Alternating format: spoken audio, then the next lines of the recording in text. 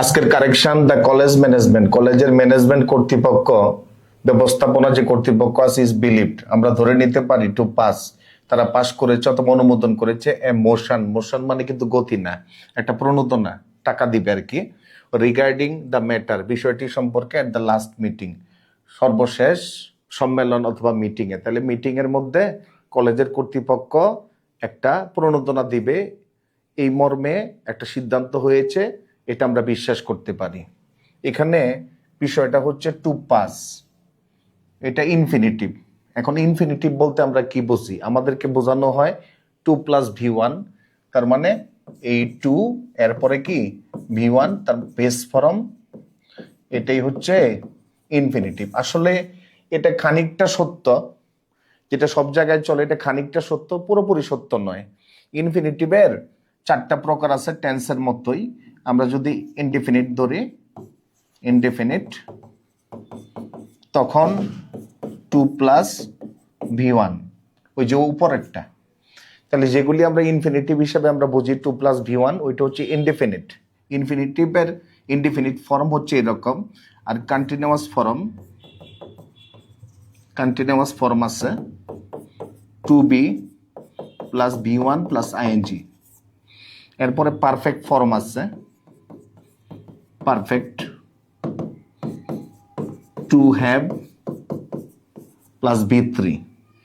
এরপরে perfect continuous PC, to have been V one plus ING. এরপর এগুলির passive ফর্মও আছে। তাহলে আমরা বুঝলাম যে টেন্সের মতো ইনফিনিটিভের এই ফর্মগুলিও বিদ্যমান আছে। আবার বলি, ইনফিনিটিভের ইনডিফিনিট ফর্ম হচ্ছে টু প্লাস ভি ওয়ান, টুর পরে বেস ফর্ম হবে, এটা আমরা সকলেই জানি। আবার কন্টিনিউয়াস ফর্ম আছে, যদি চলমান থাকে, ইনকমপ্লিট অ্যাকশন থাকে, যে অসমাপ্ত, অসম্পূর্ণ, চলমান আছে, রানিং, তখন সেই ক্ষেত্রে to be plus V plus ING. Perfect মানে কি? পারফেক্ট মানে কমপ্লিট, সম্পন্ন, যা শেষ হয়ে গেছে, মানে অলরেডি ফিনিশড। ওই রকম একটা অ্যাকশনের ক্ষেত্রে আমরা two have plus V three ব্যবহার করব। পিসি মানে কি? পারফেক্ট কন্টিনিউয়াস, এটার মধ্যে ইনকমপ্লিট অ্যাকশন এবং কমপ্লিট অ্যাকশন দুইটাই আছে, সেক্ষেত্রে two have been plus V plus কি আইএনজি। এই হচ্ছে ঘটনা। তাইলে আমরা একটা বিষয় উপনীত হইতে পারি যে ইনফিনিটিভেরও টেন্সের মতো চারটা কি ফর্ম থাকে। এখন আরেকটা বিষয় দেখি, এখানে আরেকটু হাইলাইট করি বিষয়টা। পারফেক্ট আমরা ব্যবহার করি কমপ্লিট অ্যাকশনের ক্ষেত্রে, কোনো কাজ যদি সম্পন্ন হয়ে যায় সেক্ষেত্রে পারফেক্ট হবে two have plus V three. ভার্বের কয় নাম্বার? 3 number, past participle. এখন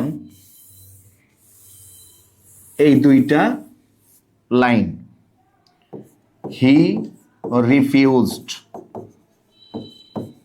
the proposal, he denied the charge.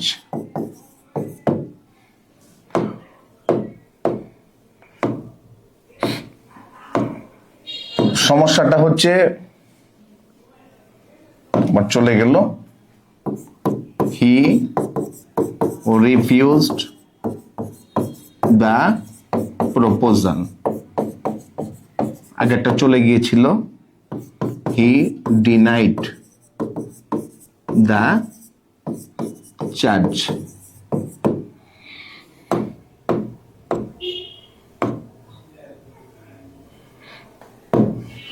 প্রবলেমটা হচ্ছে আমরা বাংলাতে ইংরেজি শিখি, বাংলাতে আমরা শিখছি রিফিউজ মানে প্রত্যাখ্যান করা, ডিনাই মানে প্রত্যাখ্যান করা। আসলে রিফিউজ মানে কি?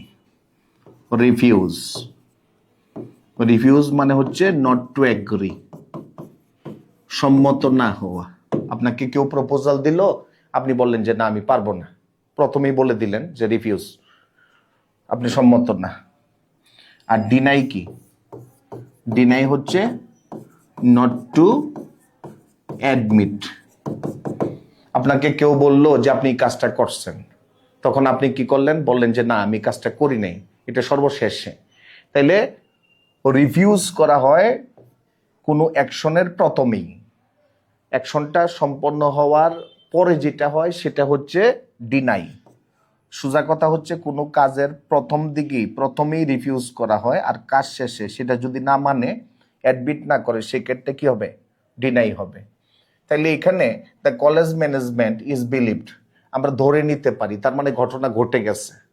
ঘটনা যদি ঘটে যায় সেক্ষেত্রে পারফেক্ট স্টেটের মধ্যে আছে।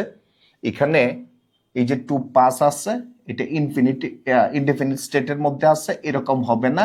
এটার আনসার হবে টু হ্যাভ পাস্ট, কারণ প্রণোদনার বিষয়টি অলরেডি পাস হয়ে গেছে।